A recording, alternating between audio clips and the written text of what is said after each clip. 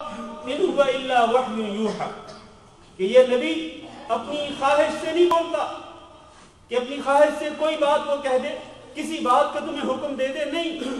ان هو الا وحی یوحا، وہ نبی جو بھی حکم دیتا ہے،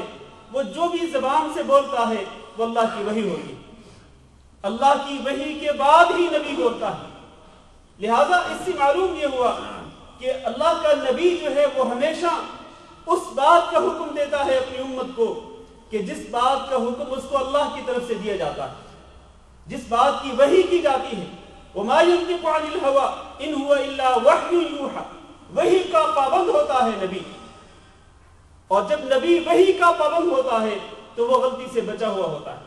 وہ غلطی سے معصوم ہوتا ہے، غلطی سے پاک ہوتا ہے۔ تو یہی ایک شخصیت ہے امام الانبیاء حضرت محمد صلی اللہ علیہ وسلم کی، کہ اب قیامت تک اس شخصیت کے علاوہ کوئی ایسی شخصیت نہیں ہو سکتی ہے کہ جس کو معصوم کہا جا سکے، حتیٰ کہ صحابہ کرام بھی معصوم نہیں ہیں۔ صحابہ کرام میں سے وہ صحابہ کرام کہ جن کو نبی کریم صلی اللہ علیہ وسلم نے نام لے کر جنتی قرار دیا، عشرہ مبشرہ،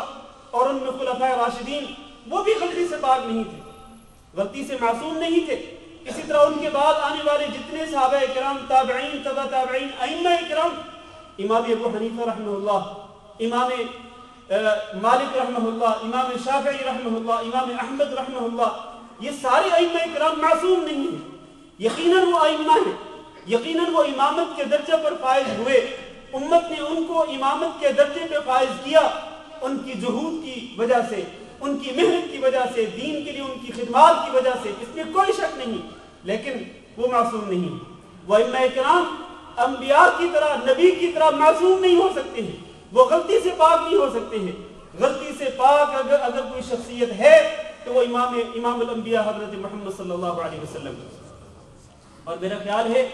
کہ اس حقیقت میں کسی کا کوئی اختلاف نہیں ہوگا، جو بات میں نے ابھی ذکر کی ہے اس میں کسی کا کوئی اختلاف نہیں ہوگا، سب لوگ اس کو مانتے ہیں۔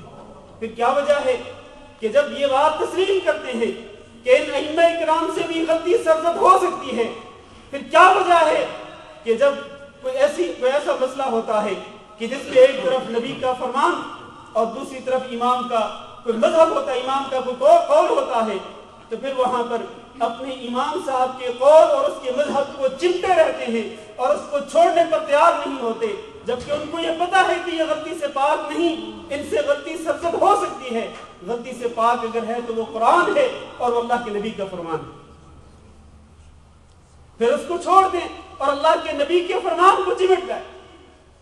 اللہ کو اور اللہ کے فرمان کو اور نبی کریم صلی اللہ علیہ وسلم کی حدیث مبارکہ کو تھام لیں، اس پہ عمل کریں۔ اس طرح آپ گمراہی سے بچ سکتے ہیں، اس طرح آپ راہ راست سے بھٹکنے سے بچ سکتے ہیں۔ آپ اگر قرآن و سنت، اللہ کے فرمان اور نبی کریم صلی اللہ علیہ وسلم کی احادیث مبارکہ کو مضبوطی سے تھام لیں گے تو صراط مستقیم پہ گامزن ہو جائیں گے، راہ راست پر چل پڑیں گے۔ اگر اس طرح نہیں کریں گے تو بھٹک جائیں گے۔ اس لیے ضروری ہے کہ اللہ کی اطاعت کرے اور رسول اکرم صلی اللہ علیہ وسلم کی احادیث مبارکہ اور آپ کی سنت مطہرہ کی سچے جذبے کے ساتھ اطاعت کریں اور اس کی پیروی کریں۔ حضرت عبداللہ بن مسعود رضی اللہ تعالیٰ عنہ ایک صحابی ہیں، حدیث ذرا توجہ کے ساتھ سنیے گا۔ انہوں نے کہا کہ لعن اللہ الواشمات والمرتشمات والمتنمصات والمتفلجات للحسن المغیرات لخلق اللہ، اللہ کی لعنت ہوتی ہے ان خواتین پر کہ جو گودنے اور گدوانے کا کام کرتی ہیں۔ الوشم کس کو کہتے ہیں کہ جسم کے کسی حصے پر سوئی کے ذریعے داغ لگوایا جائے اور پھر اس کے اندر کوئی چیز بھر کر اس کو خوبصورت بنانے کی کوشش کی جائے، جس کو کہتے ہیں گودنا۔ تو اللہ تعالیٰ کی لعنت ہوتی ہے گودنے والی عورت پر اور گدوانے والی عورت پر، یعنی جو یہ عمل کرتی ہے اس پر بھی اللہ کی لعنت اور جو کرواتی ہے اس پر بھی اللہ کی لعنت۔ اور کون سی خواتین ہیں جن پر اللہ کی لعنت ہوتی؟ فرمایا والمتنمصات، وہ خواتین بھی کہ جو اپنے چہرے کے بالوں کو اکھاڑتی ہیں، ان پر بھی اللہ کی لعنت ہوتی ہے۔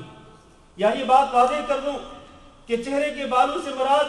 یہ ابرو کے بال ہیں، جس طرح کہ آج کے دور کے اندر بعض خواتین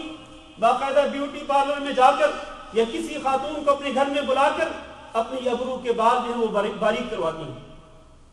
اور اس پر اللہ تعالیٰ کی لعنت ہوتی ہے اس خاتون پر جو یہ عمل کرتی ہے۔ ہاں اگر بالفرض داڑھی پر یا مونچھوں پر غیر فطری بال آ جائے، یہ غیر فطری بال ہیں عورت کے لیے، مرد کے لیے نہیں، عورت کے لیے یہ بال غیر فطری ہیں، داڑھی کے بال یا مونچھوں کے بال، ہاں عورت ان بالوں کو زائل کر سکتی ہے، اس میں کوئی حرج نہیں ہے،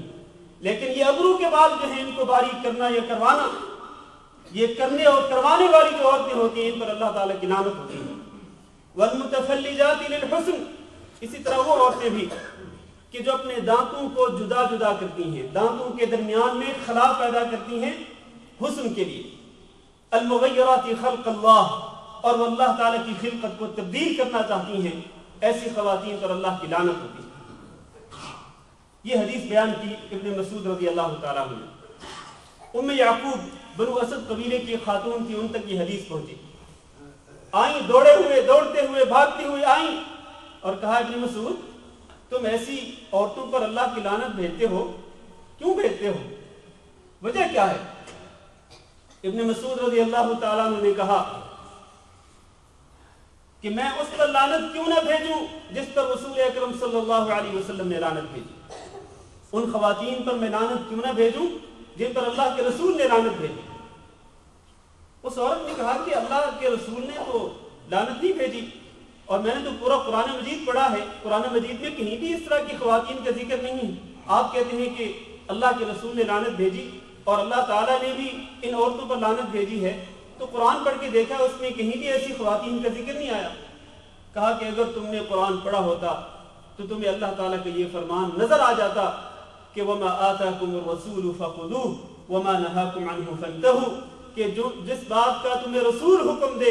اس پہ عمل کرو، اور جس بات سے تمہیں رسول منع کر دے اس سے بچ جاؤ، اس سے پرہیز کرو۔ اگر تم نے یہ اللہ کا فرمان پڑھا ہوتا تو تمہیں سمجھ آ جاتی کہ جس بات سے اللہ کے نبی نے منع کیا ہے اور جن خواتین پر اللہ کے رسول نے لعنت بھیجی ہے وہ حقیقت میں ان پر اللہ ہی لعنت بھیج رہا ہے، اللہ تعالیٰ نے ان کاموں سے منع کیا ہے، اور ایسی خواتین اللہ کے نزدیک بھی لعنتی۔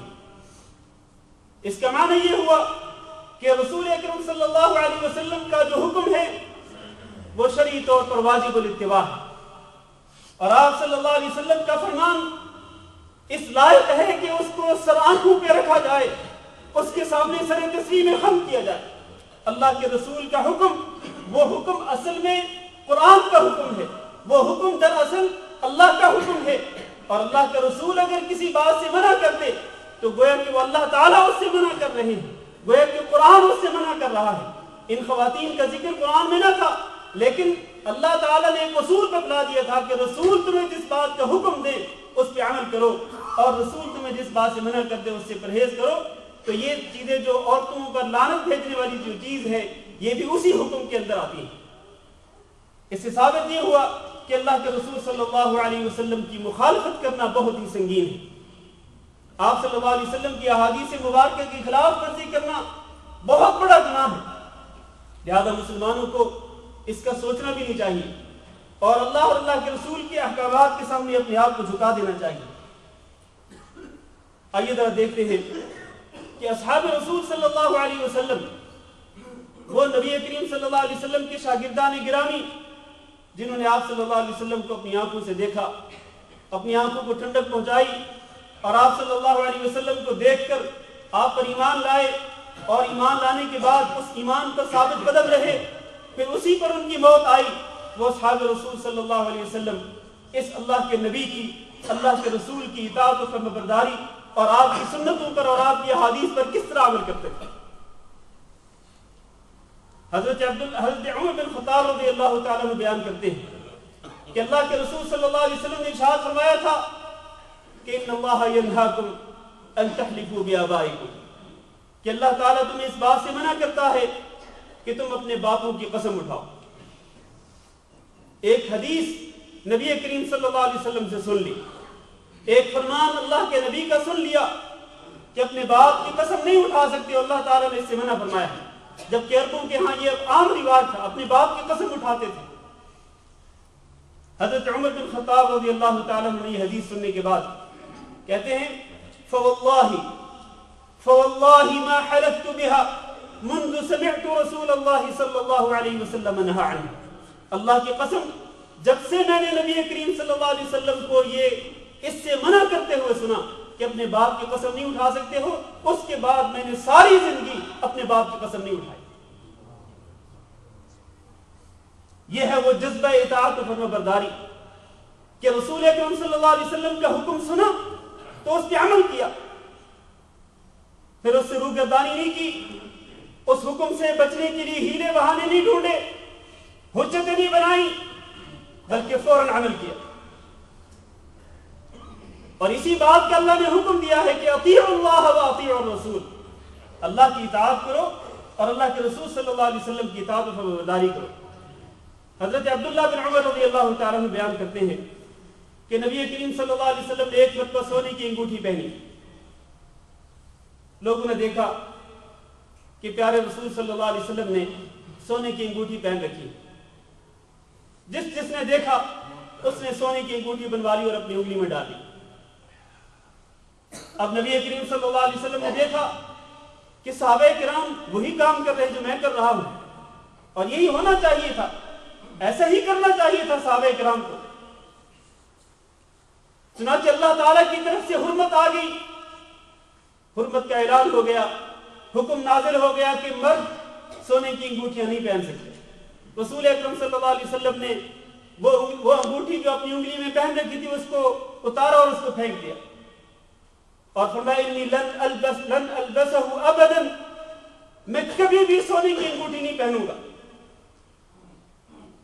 اب حضرت عبداللہ بن عمر رضی اللہ تعالیٰ عنہ کہتے ہیں کہ وہ صحابہ کرام